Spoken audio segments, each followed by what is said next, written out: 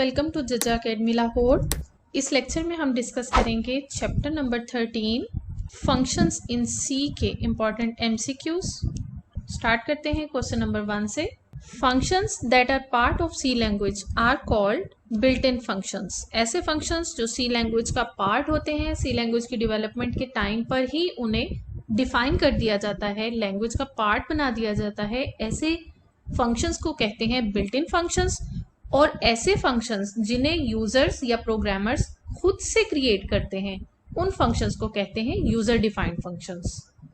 सो functions की दो types हैं, user defined functions and built in functions. Another name of built in function is library function. अब built in function can not be redefined. जिन functions को C language के अंदर पहले से डिफाइन कर दिया गया है, हम उन्हें रीडिफाइन नहीं कर सकते। The printf function is a built-in function. A type of function that is written by the programmer is known as user-defined function. The first line of user-defined function is called function header.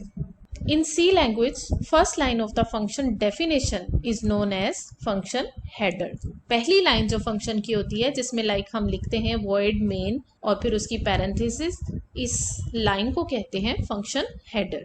दूसरी चीज होती है function prototype. Function prototype को हम तब लिखते हैं जब हमें यूजर डिफाइंड फंक्शंस को इंट्रोड्यूस करवाना हो अपने प्रोग्राम में, और उनकी जो पहली लाइन होती है फंक्शंस की, यानी फंक्शन का हेडर, उसे सेमीकोलन के साथ हम ग्लोबल वेरिएबल्स के साथ लिखते हैं और उसे कहते हैं function prototype. Next question is function declaration is also known as function definition.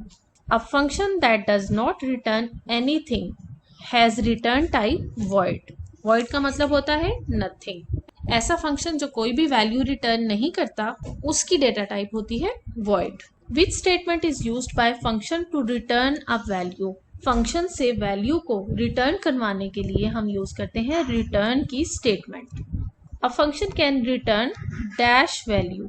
एक फंक्शन सिर्फ एक वैल्यू को रिटर्न करवा सकता है। Function prototype for built-in functions are specified in header files.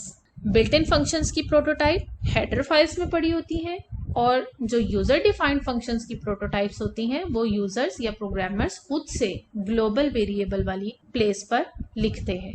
Global variables वाली जगह से मुराद ये है कि preprocessor directives और void main के फंक्शन से पहले जो दरमियान वाला पार्ट होता है, जहां पर ग्लोबल वेरिएबल्स को डिक्लेयर किया जाता है, उस जगह पर ही हम फंक्शंस के प्रोटोटाइप्स को लिखते हैं, यूजर डिफाइंड फंक्शंस की प्रोटोटाइप्स को। The statement that activates a function is known as function call. Local variables are also called automatic variables. The scope of variable refers to its accessibility, यानी program के किस part में access किया जा सकता है, उस रेंज को कहते हैं एक्सेसिबिलिटी या वेरिएबल का scope. For example, local variable जो किसी एक फंक्शन के अंदर लिखे जाते हैं, उनका स्कोप भी उस फंक्शन की एग्जीक्यूशन की हद तक होता है। जैसे ही वो फंक्शन एग्जीक्यूट हो जाता है, लोकल वेरिएबल्स मेमोरी से अरेज हो जाते हैं, लेकिन ग्लोबल वेरिएबल्स का स्कोप पूरे प्रोग्राम की एग्जीक्यूशन पर कन्फाइंड होता है। जब तक पूरा प्रोग्राम रन नहीं हो जाता, तब तक ग्लोबल वेरिएबल्स का स्कोप खत्म नहीं होता, और जैसे ही पूरे प्रोग्राम की एग्जीक्यूशन कंप्लीट होती है, साथ ही ग्लोबल वेरिएबल्स भी मेमोरी से अरेज कर दिए जाते हैं। Memory allocated to a local variable at the time of its definition. जब हम वेरिएबल्स को डिफाइन करते हैं, साथ ही मेमोरी के अंदर उसको लोकेशन मिल जाती है। Global variables are created in RAM. Local variables और ग्लोबल वेरिएबल्स दोनों टाइप के वेरिएबल्स रैम में ही क्रिएट होते हैं। ये थे important MCQs from chapter number 13। Thank you for watching. For more computer science lectures and other informative videos, subscribe to my channel.